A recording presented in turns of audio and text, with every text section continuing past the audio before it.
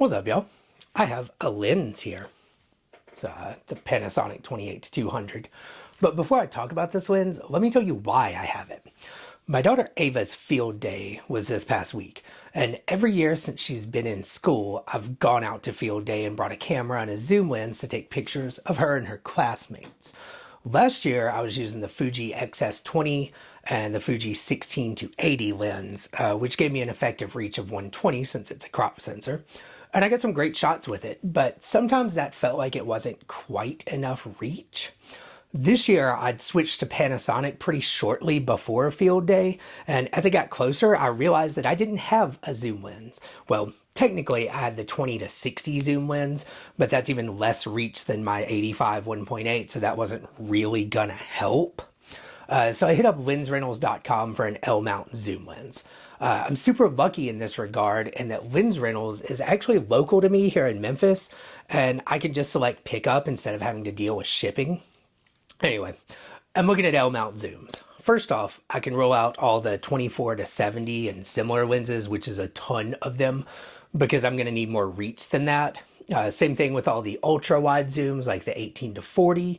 To get something around 150 millimeters of reach, you don't actually have that many choices in L-mount.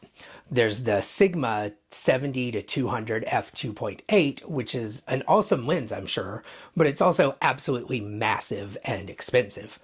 There's also the Sigma 150-600, which is f5-6.3, but that's even more massive, and I don't really think I need 600 millimeters of reach for elementary school kids at field day. It's not like they're running miles. So basically it comes down to two choices. The Panasonic 70-300 f4.5-5.6, or the Panasonic 28-200 f4-7.1. The 70-300 is a faster lens, but it's also pretty large, and more importantly, I felt like 70 millimeters on the wide end was going to be pretty cramped for group pictures and stuff.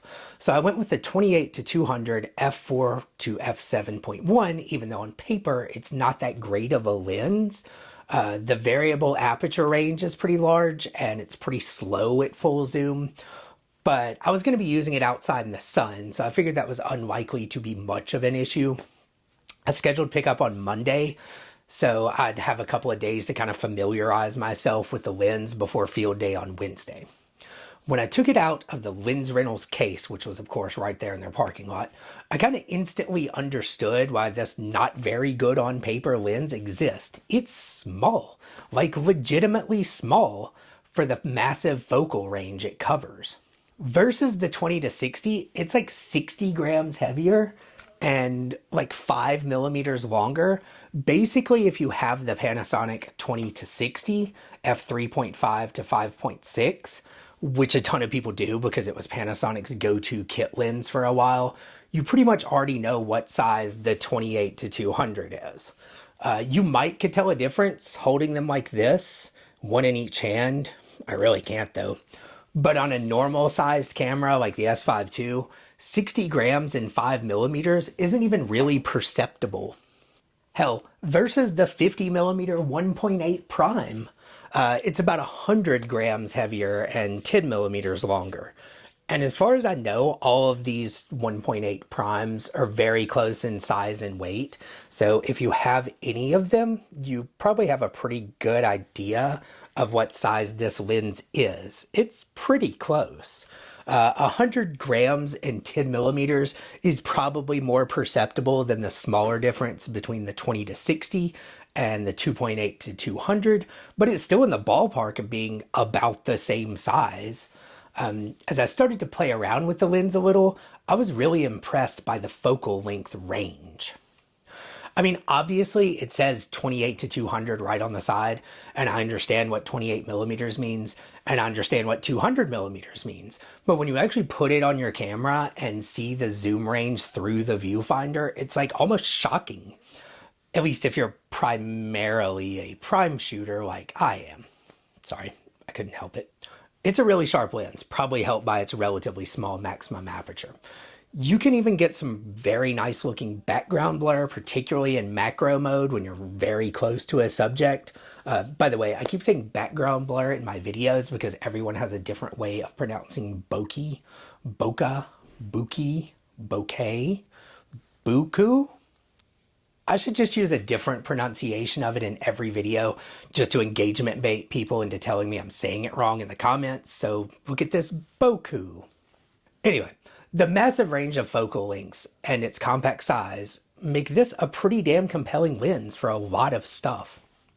It was great for field day. I was able to get pictures of groups at 28 millimeters and then zoom all the way into 200 millimeters to get close-up action shots of the kids.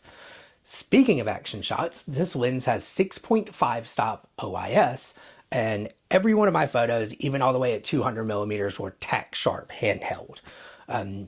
As I mentioned, I was shooting this on a body with IBIS, the S5 II, and the two of them together make any reasonable level of camera shake a total non-issue. The more I used this lens, the more I wanted one. I started thinking of all the times it would have been amazing to have. We went to New Orleans in May of 2023, and on that trip, like on most trips, we spent a day just kind of walking around, in this case in the French Quarter. At the time, I had the Ricoh GR3, which coincidentally has a 28 millimeter lens. If I had this lens instead, I could have gotten every single picture I took with the Ricoh at exactly the same focal length and probably the same aperture, since I tend to default to like f5.6 outside and kind of go from there. But I could have also had 200 millimeters of zoom to play with to get closer shots of all the cool architectural details and the old buildings in the French Quarter. And then in 2021, we went to Albuquerque, New Mexico, and spent a day at their very excellent ABQ Biopark. I would have loved to have this lens to get some close-ups of the animals instead of using my iPhone, which is what I ended up doing. And at least once a year, we go to Hot Springs, Arkansas, because it's close by and easy, usually for a long weekend. And their downtown is full of cool old turn-of-the-century buildings. As the name implies, there's a natural hot spring there. And so it's been a little resort town since like the early 1900s. So they have old hotels and parks and bathhouses and all kinds of cool stuff. We generally spend one day of our trip just walking around and looking at the sights and getting snacks on patios. And this lens would absolutely excel at that. To illustrate this, I took my S5 II with the 28 to 200 downtown with me the other day to drop some titles off at the county clerk's office. In just the one block or so between the parking lot and the county clerk's office, I got some pretty cool pictures at both ends of the available focal range of this lens. I also did not suffer any debilitating back or neck injuries from walking a few blocks with it on the camera strap just hanging on my neck, which I'm not sure can be said for some of the other zooms available that go out to 200 millimeters or more. I guess what I'm getting at is this would be a super compelling lens for a reasonably small and light travel setup. Any L-mount camera of your choice with this lens for daytime outdoor stuff and like a fast normal to wide prime for nighttime indoor stuff would be awesome. You're unlikely to need like f1.8 outside in the daytime, and you're also unlikely to need 200 millimeters of zoom indoors at night. So a two lens setup like that would be pretty good at covering like basically everything. The speed of the prime would make up for the slowness of the zoom lens when you needed speed, and the range of the zoom would make up for the fixed focal length of the prime when you needed range.